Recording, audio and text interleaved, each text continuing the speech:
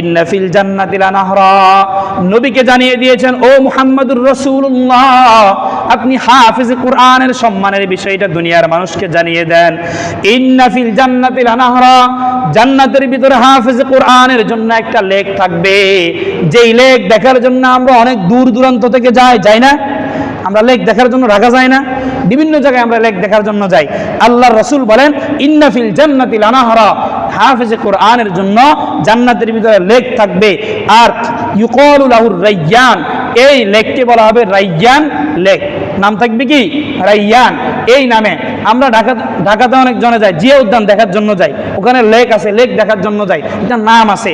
রব্বুল আলামিন হাফেজ কোরআনকে যেই লেক দিবেন ওই লেকের নাম রাখেছেন আর রায়্যান। কি? আর রায়্যান, রায়্যান নামক লেক দিবেন। এখানে কি থাকবে? রাসূল বলেন ফিহি মাদিনাতুন মিন মারজান, এই লেকের ভিতরে অনেক সুন্দর জিনিস তো থাকবে, তবে একটা শহর থাকবে। শহরটা হবে মারজান পাথরের। কিসের? মারজান পাথর দিয়া, দামি একটা পাথর দিয়া শহরটা তৈরি করবে।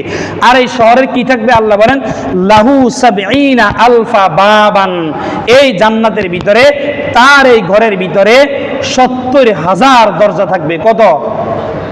সাবঈনা মানে ৭০, আর আলফ মানে হাজার, বাব মানে দরজা। আল্লাহর রাসূল বলেন ওই হাফেজের জন্য লেকের ভিতরে, রায়্যান নামক লেকের ভিতরে ৭০,০০০ কি থাকবে? তার শহরের দরজা থাকবে। এরপরে রাসূল বলেন এই দরজা থাকবে শুধু এমন নয়, আলা কুল্লি বাবিন সাবঈনা আলফা মালাইকা, প্রতি দরজায় ৭০,০০০ করে, প্রতি দরজায় ৭০,০০০ করে নূরের ফেরেশতা থাকবে। সুবহানাল্লাহ। কি করবে তারা? দাঁড়িয়ে থাকবে। হাফেজে কোরআন যখন ঢুকবে তাকে সংবর্ধনা দিবে, হাফেজে কোরআন যখন ঢুকবে তাকে ফুলেল শুভেচ্ছা দিবে, হাফেজে কোরআন যখন ঢুকবে তার জন্য লাল গালিচা বিছিয়ে দিবে। আল্লাহর নবী বলেন তাদের হাতের ভিতরে উপঢৌকন থাকবে, যখনই সে ঢুকবে এক দরজা করে সবাই তাকে সালাম দিতে থাকবে, আর সবাই এই হাফেজে কোরআনকে উপঢৌকন দিবে। শেষ দরজায় ৭০,০০০ দরজার একদম শেষ দরজা যখন অতিক্রম করবে তখন হাফেজে কোরআনকে মোট ৪৯০ কোটি ফেরেশতা অভ্যর্থনা জানানো শেষ করবে। সুবহানাল্লাহ। এটা কার সম্মান? কার সম্মান? হাফেজে কোরআনের সম্মান। এই জন্য হাফেজে কোরআনকে আমরা সম্মান করব। এখন আপনারা বলতে পারেন যে হুজুর আপনি বেমৌসুমী একটা বয়ান, হাফেজে কোরআন বা কোরআনের সম্মান সম্পর্কে, হাফেজে কোরআন আলেমের সম্মান সম্পর্কে ডিসেম্বর মাসে বয়ান করা হয়, জানুয়ারিতে, যাতে ছেলেগুলোকে মাদ্রাসায় ভর্তি করা হয়। এখন আমি এই মাসে কেন এটা বলি একটু পরে আপনারা বুঝবেন। আল্লাহ পাক রব্বুল আলামিন হাফেজে কোরআনের সম্মান এত কেন বাড়িয়ে দিলেন? আল্লাহ এই কথা কোরআনের ভিতরে বলেন। আল্লাহ বলেন আমি আমার এই কোরআন আসমানকে দিয়েছিলাম, আমি আসমানকে বললাম ধরো আমার কোরআন নিয়ে যাও, আসমান আমার কোরআন রাখতে রাজি হয় নাই। আমি জমিনকে দিয়েছিলাম, জমিন কোরআন রাখে নাই, জমিন রাজি হয় নাই, কেন আমি এই কোরআন রাখবো না। আমি পাহাড়কে দিয়েছিলাম, আল্লাহ বলেন পাহাড় আমাকে উত্তর দিয়েছে লাউ আনজালনা হাযাল কুরআন আলা জাবালিন লারাআইতাহু খাশিআম মুতাসাদ্দিআম মিন খাশিয়াতিল্লাহ। রব বলেন আমি আসমানকে দিয়েছিলাম, আসমান কোরআন রাখে নাই। আমি জমিনকে দিয়েছিলাম, জমিন কোরআন রাখে নাই।